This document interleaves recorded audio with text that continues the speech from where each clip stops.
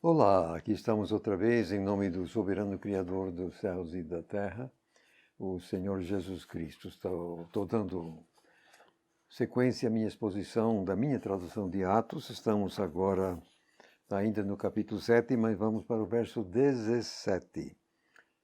Você se lembra que Estevão está fazendo seu discurso lá no Sinédrio. Então, vou ler 17 a 29.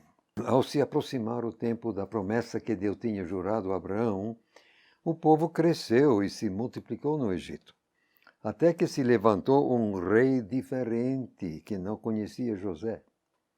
Esse rei tratou a nossa raça com maldosa astúcia e oprimiu os nossos pais, obrigando-os a expor os seus bebês para que não permanecessem vivos. Naquele tempo nasceu Moisés e foi agradável a Deus. Ele foi criado na casa de seu pai durante 3 meses. Quando foi exposto, a filha de Faraó o tomou para si e o criou como seu próprio filho.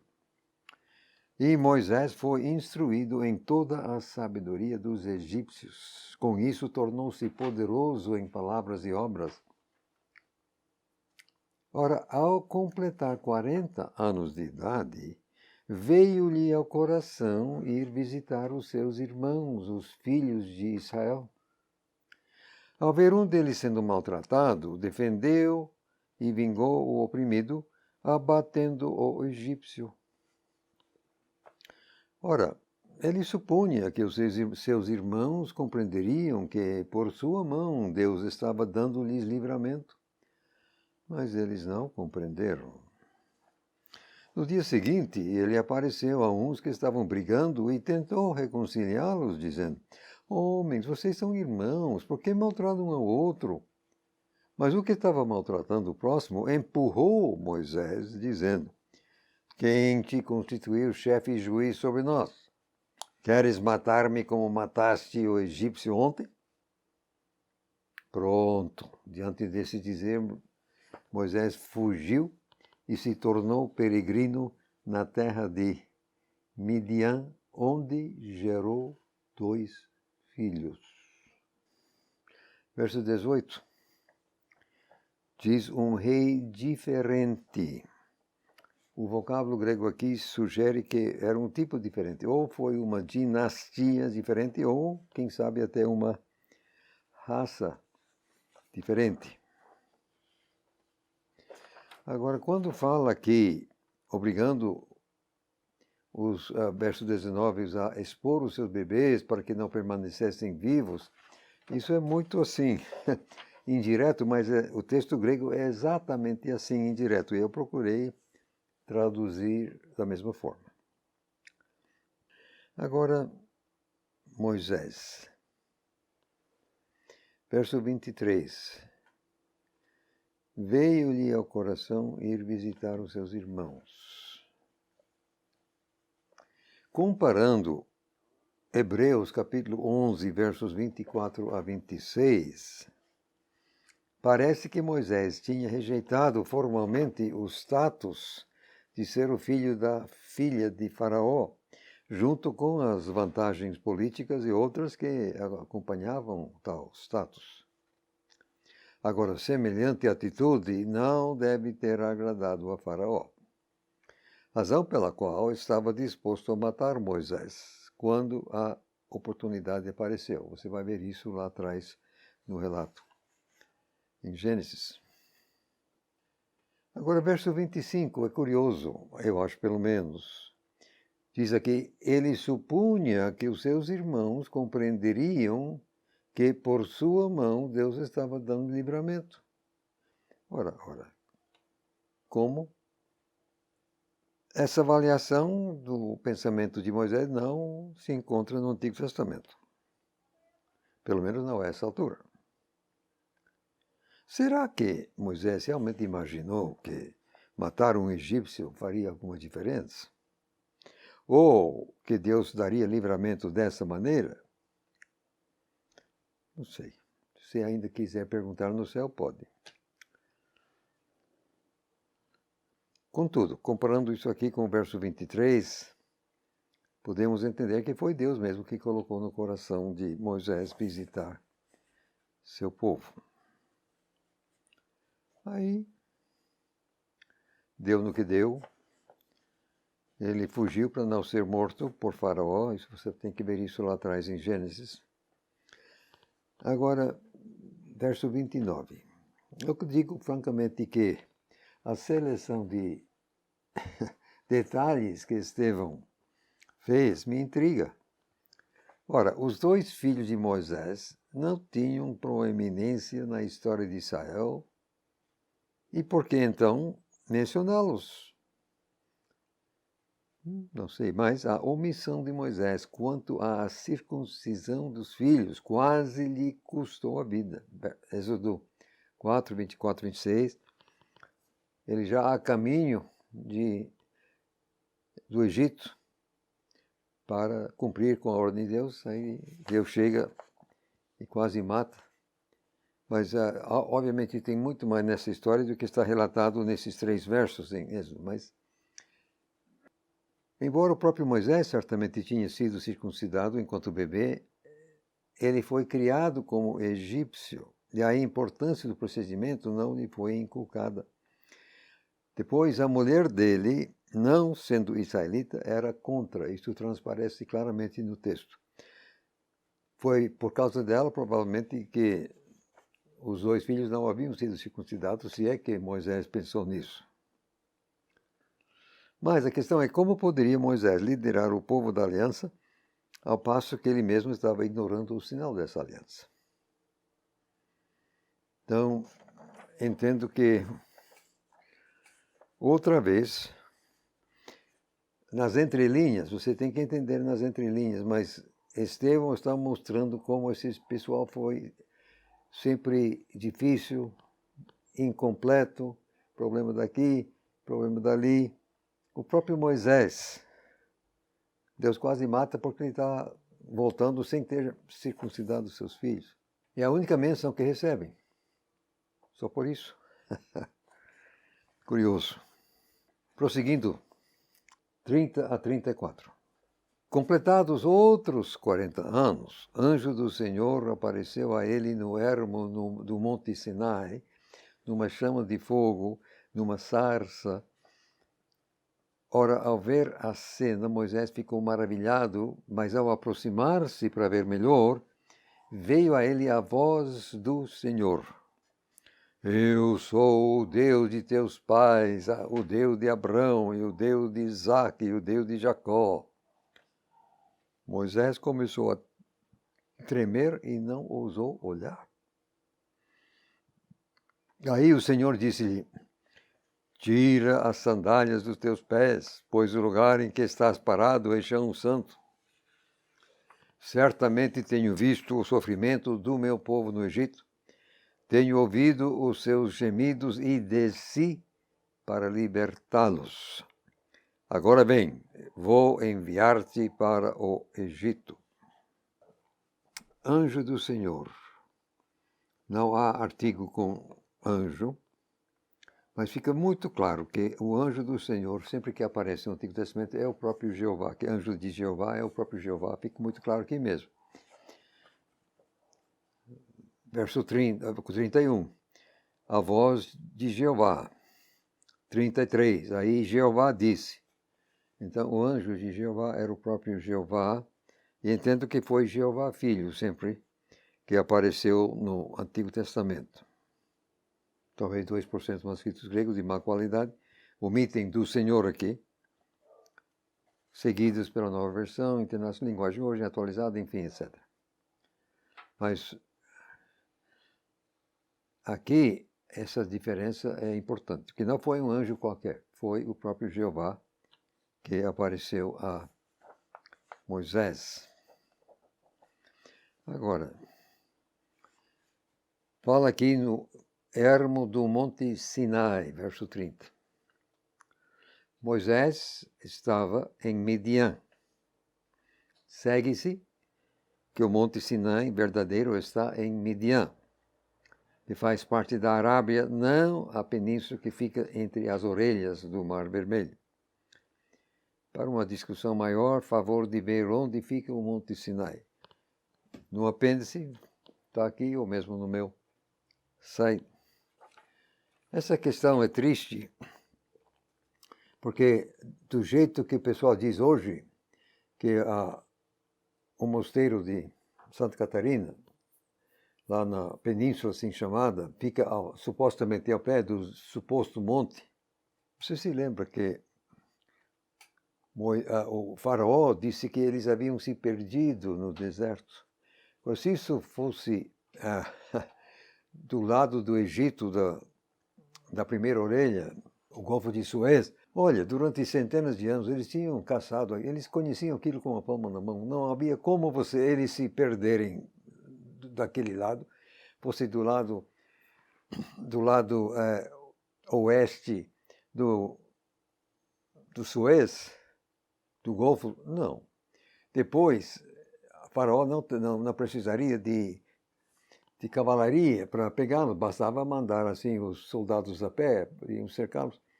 Quer dizer, se você coloca o Monte Sinai na península, faz do relato bíblico uma estupidez. Não foi nada disso. De fato, eles atravessaram por o outro golfo, quer dizer, Acabá. E, de fato, o Sinai verdadeiro está na Arábia.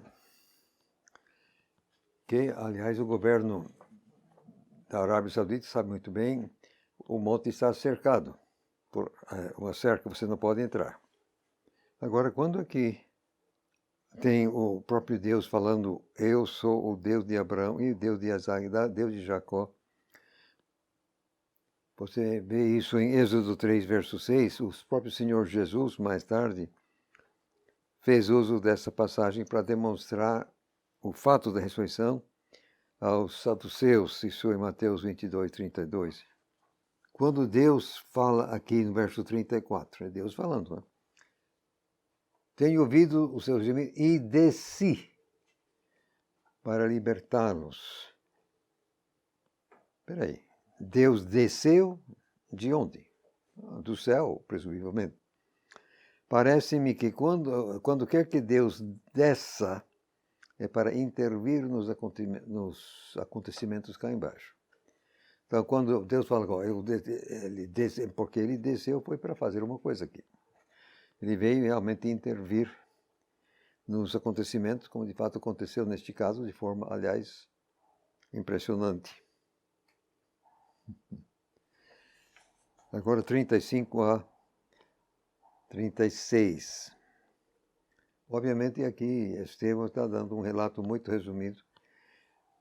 Tudo que aconteceu de fato, você terá de voltar lá em Gênesis. Tem muito detalhe, muitíssimo interessante lá atrás, que não está aqui. E nem eu também vou atrás dessas coisas agora. Verso 35a e 6. Este Moisés, a quem eles rejeitaram, dizendo, quem te constitui chefe e juiz? Exatamente ele, Deus enviou como chefe e libertador, pela mão do anjo que apareceu a ele na sarça. Foi ele que os tirou de lá, realizando prodígios e sinais na terra do Egito, no Mar Vermelho e durante 40 anos no Ermo. Então aqui estamos chegando ao que Jesus, o Estevão vai dizendo. Você vê que o povo rejeitou Moisés 40 anos atrás, agora 40 anos depois, o próprio Deus agora vai mandar Moisés exatamente como chefe e juiz e libertador. 40 anos no Ermo. Havia 2 anos antes de Cades Barnea e mais 38 depois. 40 mesmo. Prosseguindo, então, vou ler 37 a 43. Este é o Moisés que disse aos filhos de Israel, Jeová nosso Deus vos levantará dentre vossos irmãos um profeta como eu. Este é o que esteve com a Assembleia no Hermo, com o anjo que falou a ele no Monte Sinai e com os nossos pais, o qual recebeu oráculos vivos para nos dar, a quem os nossos pais não quiseram ser obedientes. Antes o rejeitaram e em seu coração voltaram para o Egito, dizendo a Arão: Faze-nos deuses que irão adiante de nós, porque esse Moisés que nos tirou da terra do Egito, não sabemos o que aconteceu a ele. É que naquele dia fizeram um bezerro e trouxeram sacrifício ao ídolo e começaram a festejar as obras das suas mãos. Mas Deus se afastou e os entregou à adoração do exército do céu, como está escrito no livro dos profetas: Acaso foi a mim que vocês ofereceram holocaustos e sacrifícios durante 40 anos no deserto, ó casa de Israel? Antes tomaram para si o tabernáculo de Moloque e a estrela do vosso Deus Refã, as imagens que vocês fizeram para as adorar. Por isso vos deportarei para além da Babilônia. Tudo isso, essa citação é de Amós 5, 25 a 27. Mas vamos chegar lá. Voltando a 37. Infelizmente, outra vez, uns 2% dos manuscritos de má qualidade cortam fora o Senhor, que muda o sentido, que o Senhor aqui é o próprio Jeová.